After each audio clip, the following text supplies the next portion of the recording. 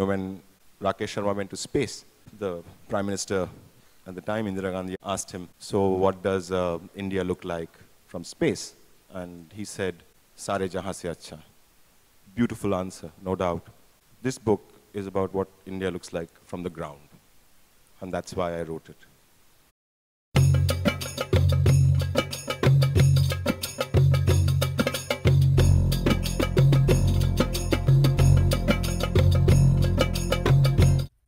Avirook Sen's book is excellent in forensically outlining the case for overturning the conviction against Talwars in the appellate phase, and most of the arguments made in court are similar to those he lays out in this book.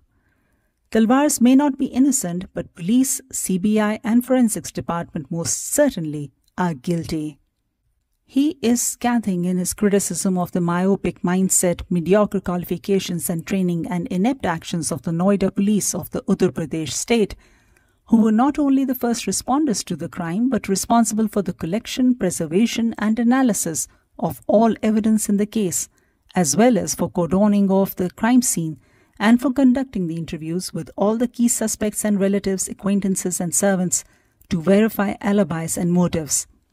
That there was gross negligence and incompetence by them on every front is an understatement. I think it was criminal negligence. This is where the system truly failed Aarushi and Hemraj, and this is where all hope was lost of ever finding the truth and giving justice to both. Later, when Sen directs his ire at the corrupt or otherwise compromised, and may I add, out of their depth CBI officers and biased judges of the District Court, High Court and Supreme Court, who just wanted to wrap up the proceedings by declaring someone guilty, the resultant chaos is just another day in this malafide metaverse.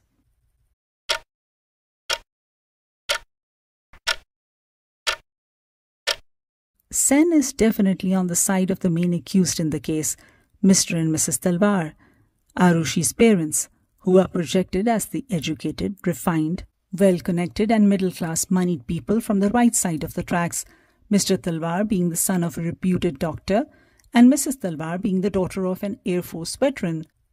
He writes sympathetically of everyone who is on their side.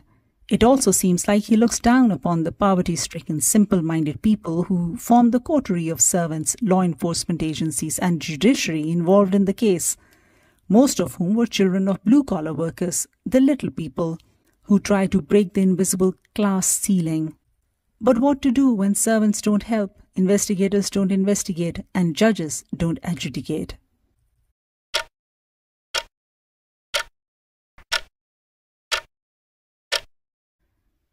Small towns have a charm of their own, and yet in Sen's eyes they turn into menacing places where upstanding people such as the Talwars and their fancy accented lawyers are subjected to the underbelly of lower-class environment and the buffoonery that goes along with it. The only thing missing from his biting commentary is the buffalo cartwheel leaving dung behind.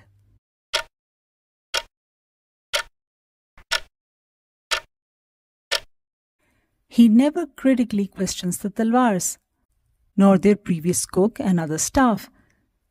He certainly did not speak to the 3 servants he believes are responsible for the crime, and doesn't mention even approaching them for an interview. Why would anyone have so much hatred and malice as he believes they did? He does not know. He does not wonder. No one is good enough for Sen unless he or she is on the side of Talwars, and that is a problem. His decidedly critical gaze is against their servants and everyone else as if they have something to answer for, their poverty and simple circumstances held as evidence of their malleability and untrustworthiness, while every weird behavior by Talwars and their relatives is sugar-coated.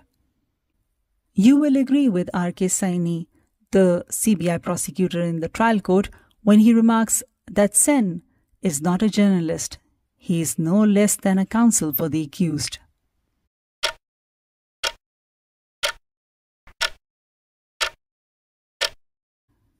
I feel that Sen did a disservice to his claim of objectivity by not interviewing Usha Thakur, the social activist who claimed that Hemraj had approached her over threat to his life a few days before the murders. He goes into so much detail on everyone else, basically showing weaknesses with everyone who is against the Talwars, and yet brushes her off and Hemraj in one para of hearsay. Though he doesn't give his reasons for not interviewing Usha Thakur, he does write that she's a staunch believer in Gurdarshan Singh's theory of why the murders happened. And everyone remembers what the IG Police Meerut Range's theory of murder was: honor killing. He also did not interview Hemraj's relatives. His brother barely gets a quote in. Certainly, as one half of the murdered, he was as important as Aarushi. A sound test report mentioned by the trial court judge Shyamlal in his 200-page weird judgment is also not narrated by Sen.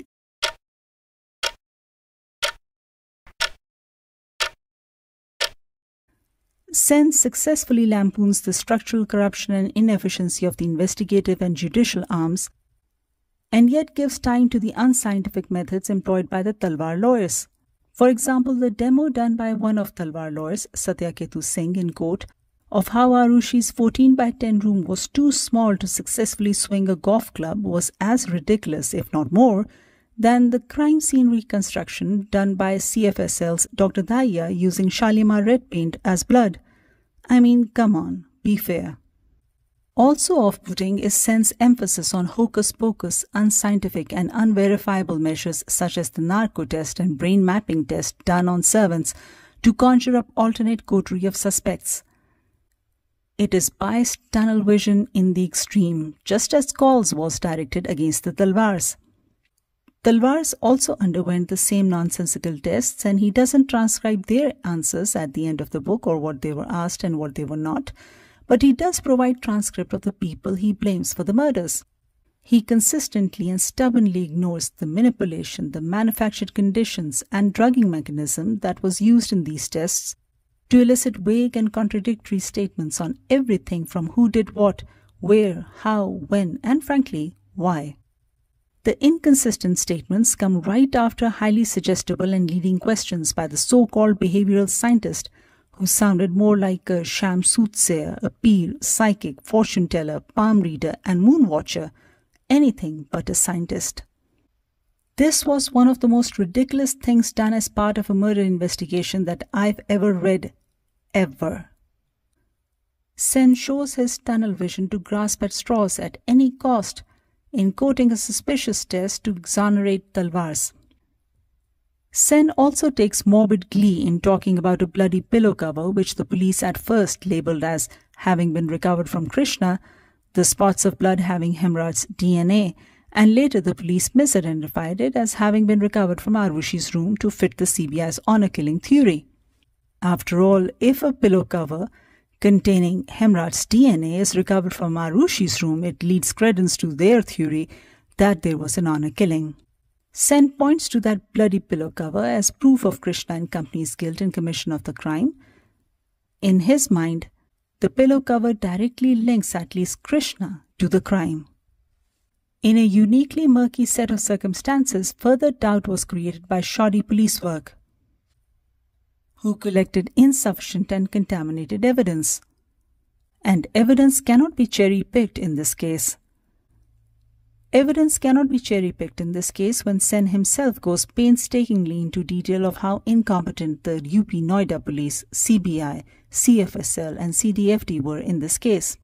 He tries to pin it on Krishna and company while simultaneously condemning Kumars, Gautams, Gurdarshans, Kauls, Mayavatis, Duhares, Shankars, Ranires, Mishras, Kishores, Mandals, Dayas, Mohapatras, the Singhs, and Shamlals and all of the judges of superior courts. Vayas, Saksenas and Rajs escape his wrath because their ideas align with his theory.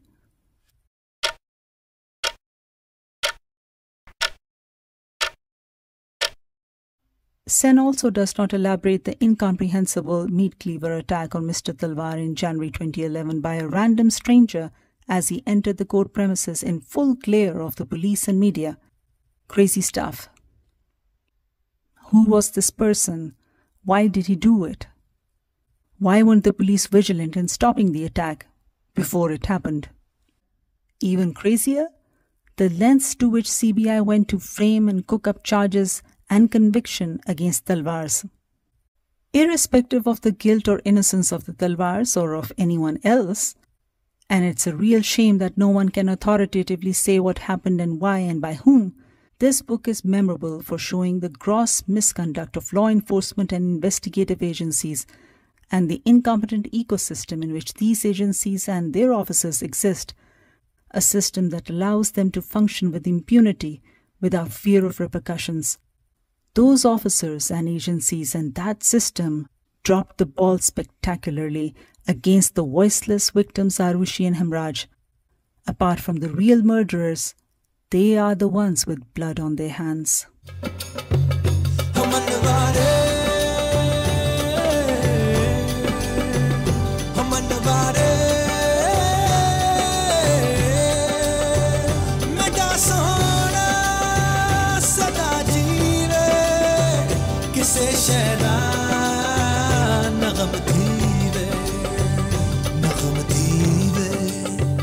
सदा जीवे नगम थीवे सदा जीवे सदा जीवे